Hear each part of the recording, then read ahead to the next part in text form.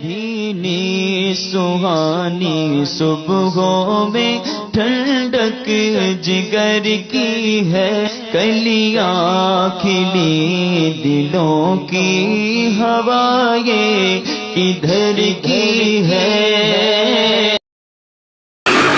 السلام علیکم ورحمۃ اللہ وبرکاتہ۔ الحمد للہ رب العالمین والصلاۃ والسلام علی سید المرسلین، اما بعد فاعوذ باللہ من الشیطان الرجیم، بسم اللہ الرحمن الرحیم، والصلاۃ والسلام علیک یا رسول اللہ وعلی آلک واصحابک یا حبیب اللہ، والصلاۃ والسلام علیک یا نبی اللہ وعلی آلک واصحابک یا نور اللہ۔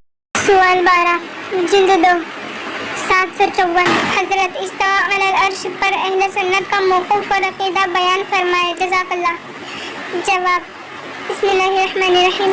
تمام تعریف اور عبادت صرف عظمت والے اللہ کے لیے، جس نے عقل بخشی کی، ہم اس کی قدرت کے نظاروں سے اس کی شان کا اندازہ لگائیں، اور جس نے منع فرمایا کہ متشابہات میں نظر کرنا دلوں کا ٹیڑھا پن ہے۔ وہ ہنستا ہے، بندوں کو پکڑتا ہے، مگر مثل بشر نہیں، ہاں ایسا جیسا اس کی شان کے لائق، اور لمحہ لمحہ درود عظیم سلطان مدینہ کے لیے، جنہوں نے فرمایا کہ اللہ کی ذات میں غور و فکر منع ہے تاکہ ہم گمراہی اور وسوسوں سے بچیں، اور درود ان کی آل و اصحاب پر بڑی عظمت والے ہیں۔ قرآن جس معنی پر مشتمل ہوتا ہے ان میں سے ایک کو متشابہت کہتے ہیں۔ اس کا مطلب یہ ہوتا ہے کہ اس الفاظ کا عام لفظی معنی تو معلوم ہوتا ہے مگر مراد نہیں، اور نہ اس معنی سے ظاہری مراد لے سکتے ہیں، بلکہ اس پر ایمان لانا ضروری ہے۔ باقی اس کا مطلب اللہ اور رسول جانے، ایسا قرآن میں بہت جگہ ہے جس کا ذکر نیچے آئے گا، مگر ہم اپنے جواب میں اس آیت کا ذکر کریں گے جو سائل نے اپنے سوال میں پوچھی ہے۔ اس کا جواب سارے متشابہات کے لیے ہو جائے گا۔ سورہ اعراف 12:8 آیت نمبر 54 پر ہے۔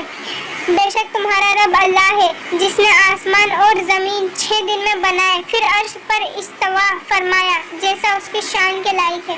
تفسیر در منصور جلد 3 صفحہ نمبر 289 پر ہے۔ بلا شبہ تمہارا رب اللہ ہے جس میں پیدا فرمایا آسمانوں اور زمین کو 6 دن میں، پھر متوکل ہوا عرش پر جیسا اسے زیبا ہے۔ امام ابن ابی حاتم رضی اللہ عنہ نے حضرت کعب سے یہ قول نقل کیا ہے کہ اللہ نے جس وقت مخلوق کو پیدا فرمایا تو اس طرح عرش پر متوکل ہوا جس طرح اسے زیبا ہے۔ ام المؤمنین حضرت سلمہ نے ثم استوى علی العرش کی تفسیر میں فرمایا کہ اس کی کیفیت عقل سے باہر ہے۔ استوا غیر مجہول ہے، اس کا اقرار کرنا ایمان ہے، انکار کرنا کفر۔ حضرت رابعہ سے پوچھا گیا کہ رب نے عرش پر متمکن ہونے کی کیا کیفیت ہے؟ فرمایا استوا غیر مجہول ہے اور اللہ کی جانب سے پیغام ہے، رسول پر تم لوگوں تک پہنچانا لازم ہے اور ہم پر اس کی تصدیق کرنا واجب۔ حضرت مالک بن انس رضی اللہ عنہ سے متمکن کی کیفیت پوچھی گئی تو فرمایا کیفیت عقل سے ورا ہے، استوا غیر مجہول ہے، اس پر ایمان لانا واجب ہے، اس کے بارے میں سوال کرنا بدعت ہے اور مجھے تو تیرے گمراہ ہونے کا خوف ہے۔ استوا علی العرش کی تفسیر کے متعلق تفسیر مظہری جلد 3 صفحہ نمبر 409 پر ہے۔ امام بغوی فرماتے ہیں متعجلہ استوا کی اس طرح یعنی غلبے سے طویل کرتے ہیں، مگر اہل سنت فرماتے ہیں استوا علی العرش اللہ کی صفت ہے، اس کی کیفیت ہمارے فہم سے باہر ہے۔ اور تفسیر نعیمی میں مفتی احمد یار خان نعیمی فرماتے ہیں تفسیر نعیمی جلد 8 صفحہ نمبر 47 استوا کا معنی ہے برابر ہونا، وہ معنی یہاں مراد نہیں، کیونکہ برابر تو چھوٹے بڑے جسم کے ساتھ ہوتا ہے، رب جسم سے پاک ہے اور اس صورت میں اس کے بعد اللہ نہ آتا۔ رہا یہ کہ استوا کے کیا معنی ہے تو اس کے بارے میں 3 قول ہے۔ 1 یہ متشابہت سے ہے، اس کے معنی رب کے سپرد کرو، اس پر ایمان لاؤ، تحقیق نہ کرو، یہی طریقہ بہت سلامتی کا ہے۔ 2 اس سے مراد غلبہ فرمانا۔ 3 احکام جاری فرمانا۔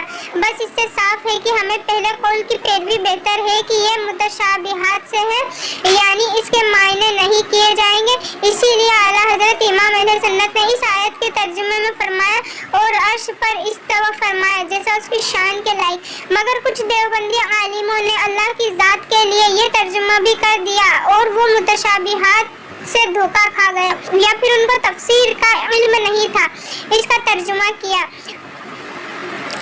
اللہ آسمان پر جا بیٹھا، اللہ آسمان پر چڑھ گیا، اللہ آسمان پر بیٹھ گیا، یہ معنی اللہ کی شان کے لائق نہیں۔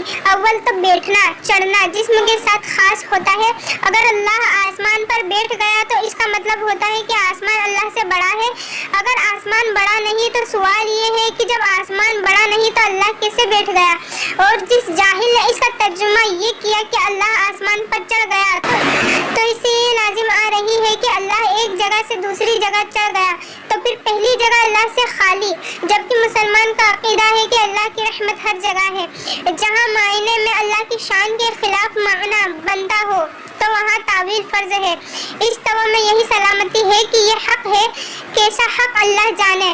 خلاصہ کلام یہ ہے کہ ہمیں ضروری ہے کہ استوا پر ایمان لائیں اور اس کی تحقیق نہ کریں، نہ اس کا لفظی معنی مراد لیں، بلکہ یہ جانے کہ استوا حق ہے، اب کیسا غلبہ پایا وہ اللہ جانے۔ سورہ آل عمران پارہ 3 آیت 7 میں ہے، اور دوسری آیتیں وہ ہیں جن کے معنی میں استباع ہے، وہ جن کے دلوں میں ٹیڑھا پن ہے، وہ متشابہات کے پیچھے پڑے ہیں۔ اس فرمان سے یہ معلوم ہوا کہ جو الفاظ قرآن میں متشابہات ہیں ان کے پیچھے پڑ جانا، عقلی اور ظاہری معنی مراد لینا گمراہ لوگوں کا کام ہے۔ اللہ سے دعا ہے کہ اہل سنت کے ایمان کی حفاظت فرمائے۔ وآخر دعوانا الحمدللہ رب العالمین۔